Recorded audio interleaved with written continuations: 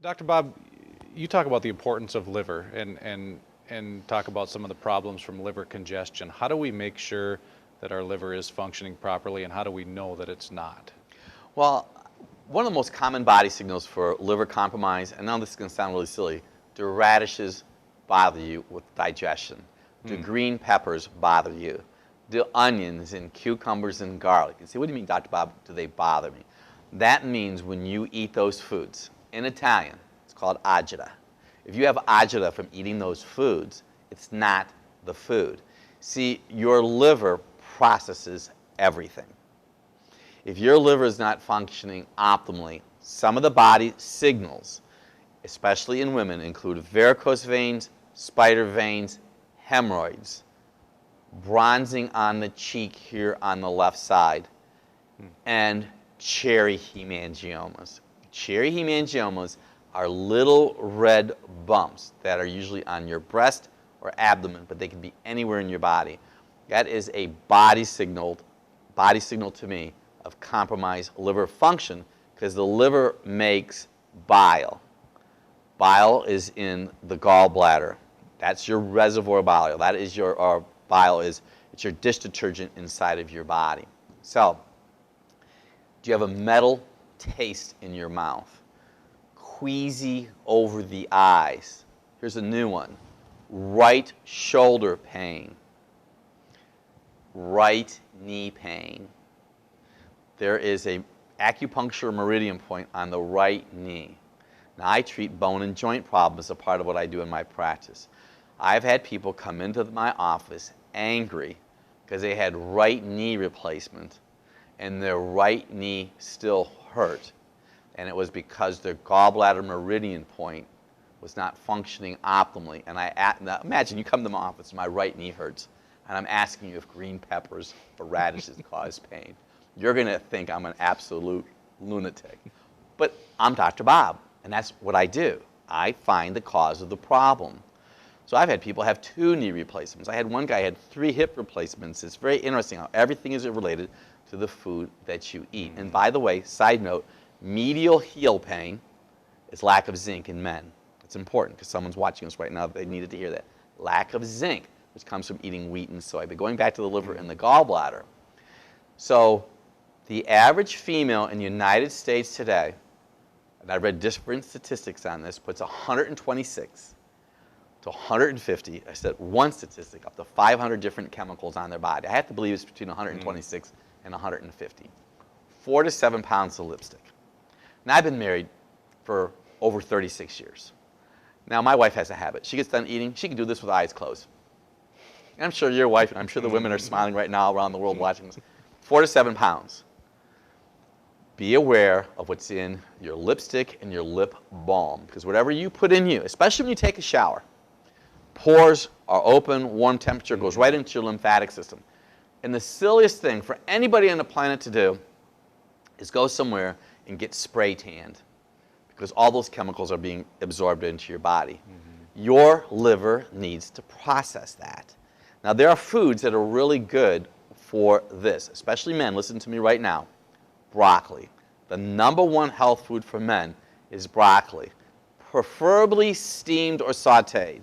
Yes, frequently raw, but if you look at raw broccoli and then you steam it, it becomes vibrant green. Very green, yep. Because the chlorophyll has been released into the fiber. So that's important. I eat broccoli nearly every day except when I'm traveling around, and I usually eat it cooked, because there are people who will say that broccoli is a goitrin, it compromises subpar thyroid function, but only 14% of the people in the United States today get enough fruits and vegetables anyway, and trust me, it's not all broccoli, and 1/3 of the world does not have enough subpar thyroid function, so I don't believe that's a true statistic. But men need to eat broccoli because men are exposed to too much estrogen. So men listening to me right now and watching me, you want to eat broccoli on a regular basis. Broccoli, cabbage, and cauliflower, cruciferous vegetables that have sulfur in them. Sulfur combines with estrogen. You also want to eat protein. I promote eggs, of course, animal protein, preferably organic. But eggs, onion, and garlic, the same foods that promote liver function, are a source of sulfur. Sulfur and protein combine with the toxins in phase 1 and phase 2 of liver detoxification. If you've had your tonsils out, now I had my tonsils out because everybody did that were baby boomers in 1962. It just, we went to the factory and they took them out. Your tonsils are the storehouse for sulfur. So if you've had your tonsils out, you don't have a storehouse for sulfur. So you want to make sure you eat eggs, onion, and garlic on a regular basis. And by the way, parasites do not like to live in a body that has adequate sulfur in it. That's a little interesting nugget. So if you had your tonsils out and you don't like eggs, onion, and garlic because your liver is compromised, you want to eat Dr. Bob's apple, beet, and carrot. This apple is so important. Everybody should be eating at least a half a red apple every day, preferably organic. I know this is a plum, but for the purpose of the program, you want to eat at least a 1/3 cup of organic beet every day to lower your cholesterol 40%, 4 or 5 baby carrots or 1 medium carrot. I want you to be aware of the medications that you're taking. Statin drugs, the #1 side effect is liver disease. Now I'm going to throw some interesting nuggets out to you now. If you have sweaty, smelly feet, and I used to have sweaty, smelly feet because I used to drink alcohol. But by the grace of God, I stopped drinking alcohol in the early 1990s because I knew what it was doing to me, and it wasn't doing a whole lot of good stuff. But I used to have cherry hemangiomas. I used to have sweaty armpits on my t-shirts, and my feet, take my shoes off, the wallpaper would peel off. So I made this wise choice to stop doing that. I said, Dr. Bob, where are you going with this one? Well, if you have smelly feet, it's telling me that your kidneys are compromised. See, your kidneys become your second liver. If your liver is compromised, your kidneys are a detoxifying organ, it has to work harder. But if your kidneys are getting compromised, your feet are the next aspect. Then, of course, your skin's a part of that also. So if you have sweaty, smelly feet, and you have high blood pressure, and even a vitamin D problem, because see, the kidneys have a lot to do with vitamin D also.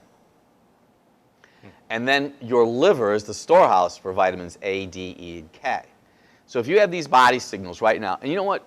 Patients and people have these little skin tabs around their neck right here, and they get them taken off with laser, guess what happens? They come back. People who have their hemorrhoids fixed, if they don't fix their liver, they come back. The blood flows through your legs, up through your liver, on the way to your heart. If your liver is compromised, you're going to have hemorrhoids. If your liver is compromised, you're going to have varicose veins. There are vein stripping clinics today with laser, and you can have it done. I'm going to tell you right now, unless you fix the good old liver, it'll be back. They'll be back. Same with skin tabs. If you're starting to notice multiple birthmarks or nevi or moles on your body, it's a body signal to me that your liver is not functioning optimally. Do you see yellow around the white part of your eye? That's a body signal to me that your liver is not functioning optimally. Now I'm going to throw a whole nother concept out right now when it comes to liver. This is for men in prostate cancer. I had the opportunity a couple years ago to be on stage with John Gray. He wrote Men Are From Mars and Women Are From Venus. And I was just listening to this gentleman. He was very articulate, and he said something that forever impacted me. He said, gentlemen that are 55 years or older, you more than likely have higher estrogen in your body than your wife does. So we have the ability through a galvanic skin response to test men for estrogen and testosterone in our practice.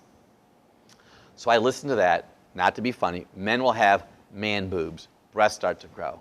They're waking up 2 or 3 times a night because their prostate is enlarged and they're urinating. But I have made this statement before, and we don't need any hate email, please. Men that golf have a greater potential to have prostate problems than men who do not golf. I don't golf. I used to golf a little bit, but I choose not to golf for a lot of reasons. First, it takes a lot of time. But what do they do to fairways? Fertilize everything. They spray them. Now, not to be silly, but on weekends, a man's going to go out golfing. In a town, we call them, they wear their guinea tees, their sleeveless T-shirts, you know. They always buy a cigar. Not always, but, you know, we're just having fun right now. So they go out with their T-shirts, you know, and they're going to go hit the ball. They have the cigar, and if the dew of the morning is kicking up, you're breathing that in. And then if you have a blade of grass or dirt on your golf ball, some men will lick the blade off, and then they're going to go up to the putting green. What are they going to do with their cigar? They're going to put it on the ground, and then they're going to putt, and then they're going to, afterwards, they're going to have an event. They're going to eat toxic meat, drink too much beer, You could do that once in a while.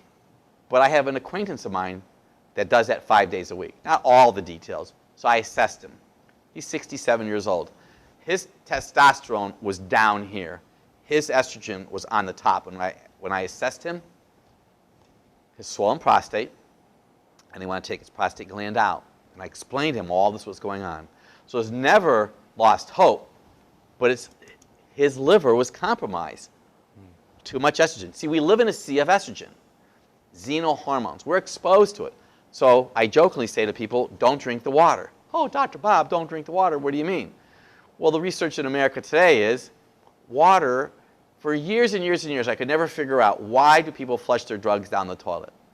So in the last 6 months or year in America, we had this epiphany. Hey, we better stop flushing drugs down the toilet. Not because of what it's doing to the environment, because we don't want kids using the drugs, but somewhere along the line, somebody figured out that all these drugs eventually end up in our water supply. We have antiquated municipal systems today that are trying to process. The first line is the fecal material settles to the bottom and they throw some chlorine on it. It's like they're not purifying our water. They're getting rid of particles, but it's really quite toxic. So if you're drinking water, I don't drink tap water. I drink reverse osmosis water.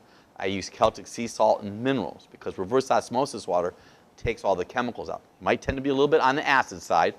I don't promote distilled water. I have friends of mine that do muscle testing, and they've told me when they do muscle testing on people that tends to short circuit the body. I know there's a lot of water out there, a lot of structured water. Whatever anybody else is doing is fine. That's just what I choose to do. But this is it right here, the liver. So some takeaways from this. Of course, you want to do Dr. Bob's ABCs. Half a red apple every day, 1/3 cup of organic beets. Raw, grated organic is the best. You could bake them. How do you bake them? You cut them up, put some balsamic vinegar on them, some Celtic sea salt, olive oil, rice oil, coconut oil, 400 degrees for an hour or until fork tender. And of course, the carrots. You want to make sure you're eating sulfur-based foods. Men, broccoli, cabbage, cauliflower. Ladies, the same. But men, see, let me stop for a moment. Women have the ability in their body to process estrogen. Men, our bodies aren't designed to process the magnitude of estrogen that's in the environment today. That's huge. A lot of people don't realize that. And we're exposed to as much estrogen as everybody else is. It's kind of frightening, actually. Excuse me. You want to eat protein, sulfur-based foods, apple, beets, carrots. Minimize or eliminate alcohol. If you're going to drink alcohol, drink organic alcohol because of all the chemicals they spray, once again, herbicides and pesticides. I would try to eat as much organic that I possibly can. And if you're going to do strawberries, always organic because strawberries are like one of the most herbicided and pesticide of all fruits. If you do that, minimize dairy products. And something for the ladies to do out there right now. This is PM, preventative maintenance. Buy a 55-centimeter ball and start bouncing on it every day because that's going to promote lymphatic movement in the body. See, the lymphatic system is the sewer system that ends up into your liver. So if you're watching me right now and you've had cancer and they told you that it spread to your lymphatic system, that is not entirely bad. Listen, I'm going to word this to you. See, your lymph system is doing its job. It eats unwanted, unfriendly bacteria. So the preventative maintenance, for those of you who want to prevent cancer, you want your lymph nodes to process constantly. That's why you want to drink water. The water keeps that lymphatic system going. Dairy products congest the lymphatic system. A compromised liver is going to back up into the lymphatic system. So when they tell you that the cancer spread to your lymph nodes, it really hasn't spread per se. The lymph nodes are doing their job. It's kind of like being at a large superstore on Black Friday and everybody is there trying to get their merchandise and they can't process them fast enough. So my heart to those of you, this has happened already, but if you have a family member, you see, when a family member has cancer, everybody thinks genetically the family's going to get cancer. If you go to the club that everybody goes to every Friday night and eat the same fish and do the same thing, you're going to get what they have. My wife and I made the choice to change what we do. So we drink water from pure source. We eat as much organic that we possibly can. I know there could be some people watching us right now and say, oh, Dr. Bob, organic is so expensive. It's not. Even the major box stores today are selling organic. You buy things on sale. You can save 50% on your food budget just by doing something very novel. You know what that is? Cooking yourself at home. And you'll keep your body functioning optimally and it'll flourish forever.